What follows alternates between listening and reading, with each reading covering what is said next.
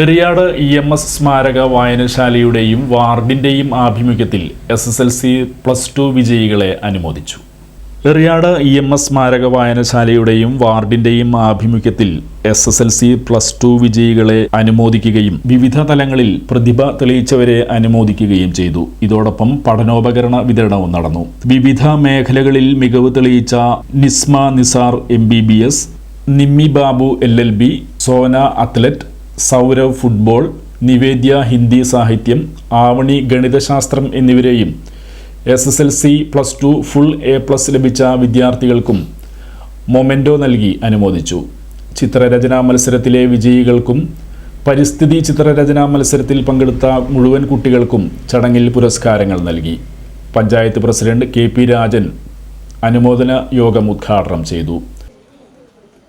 അവരുടെ രക്ഷിതാക്കൾ, അതുപോലെ അസ്മാവി ടീച്ചർ തുടങ്ങി ഈ വായനശാലയോടൊപ്പം ചേർന്ന് പ്രവർത്തിക്കുന്ന ഈ നാട്ടിലെ പ്രിയമുള്ളവരെ, പ്രിയപ്പെട്ടവരെ, കേരളത്തിലെ വായനശാലകൾ ഇപ്പോൾ എല്ലാ വായനശാലകളും തിരക്കോട് തിരക്കാണ്.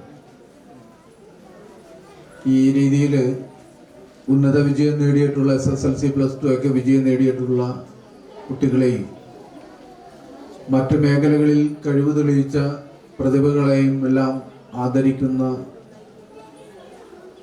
പരിപാടികളിലാണ് കേരളത്തിലെ വായനശാലകൾ. ഇപ്പോൾ ഇവിടെ അഡ്വക്കേറ്റ്, നിയമബിരുദധാരിയുണ്ട്, അതുപോലെ തന്നെ വൈദ്യശാസ്ത്രം,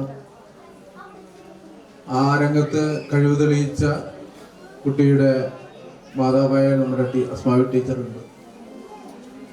കായിക രംഗങ്ങളിലും പഠനരംഗങ്ങളിലും മികവ് തെളിയിച്ചവരൊക്കെ ഉണ്ടായിരുന്നു. കേരളത്തിൽ ഒരു കാലത്ത് കേരളത്തിലെ പ്രഗത്ഭനായിട്ടുള്ള ഒരു നവോത്ഥാന നായകൻ വാർഡ് മെമ്പർ ഉണ്ണി പിക്കാസോ അധ്യക്ഷനായി. നമുക്ക് കുഴപ്പമൊന്നുമില്ല. പക്ഷെ ഇവിടെ നിന്നുകൊണ്ട് തന്നെ MBBS-ഉം അതുപോലെ തന്നെ അഡ്വക്കേറ്റും അതുപോലെ തന്നെ MBA ഒക്കെ പഠിക്കാനുള്ള നല്ല സാധ്യതകളുണ്ട്. ആ സാധ്യതകൾ കേരളത്തിൽ നിന്നുകൊണ്ട് തന്നെ, അതായത് ഇപ്പൊ 10-12 ലക്ഷം കുട്ടികൾ വിദ്യാഭ്യാസ തലത്തിൽ നമ്മുടെ സ്വകാര്യ വിദ്യാലയങ്ങളിൽ മാറി നമ്മുടെ സർക്കാർ സ്കൂളുകളിലേക്ക് വരുന്നൊരവസ്ഥ കേരളം കണ്ടുകൊണ്ടിരിക്കുകയാണ്. അതൊരു 7.5 വർഷത്തിനിടയിൽ ഇങ്ങനെ ഒരു വലിയൊരു മാറ്റം കേരളത്തിൽ വന്നിട്ടുണ്ട്. ഞാൻ പ്രസംഗിക്കുന്നില്ല. CT John, CS Ratheesh, Viji Gopalakrishnan, OS Sankaranarayanan, Beena Sudhan, Fousiya Satheesh, Vineetha Unnikrishnan, Sindhu Vibeesh, Rekha Ajeesh, Sreeji Babu തുടങ്ങിയവർ സംസാരിച്ചു.